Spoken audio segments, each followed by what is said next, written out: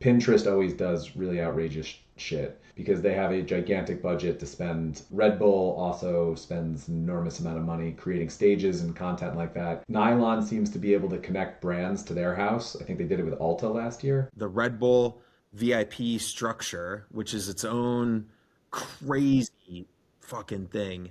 That's its own case study. They put Nobu in there. They sell these packages that are just unbelievable price points and they sell it out.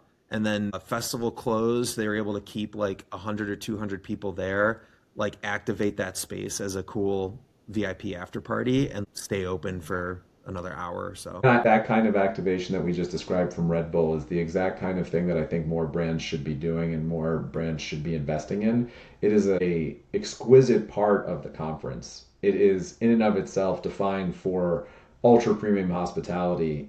Neither of those things Red Bull is known for globally on average, right? Even if you think about their F1 team, they're not ultra fancy, but to have them bring Nobu in, have it be a $20,000 ticket, all that kind of stuff, and know that it sells out is part of why it happens. And I would say that Red Bull's name makes it more valuable for the Coachella people to sell those tickets. So that whole synthesis is super interesting to me. Would that work with Restoration Hardware? Probably not, even though Restoration Hardware would be a spectacular place to sit.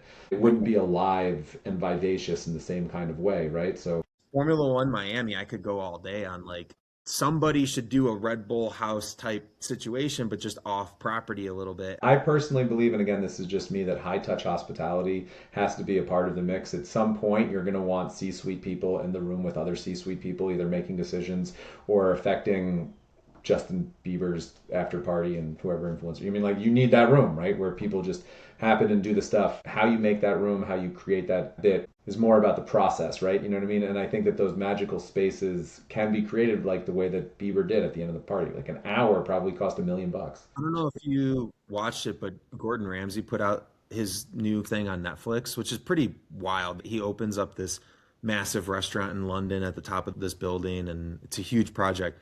But in there, they talk about his partnership with Formula One, and he got a Gordon Ramsay restaurant in Pit Row. So, like, one of the slots is a Gordon Ramsay restaurant, and it's a partnership across all the Formula Ones that are happening.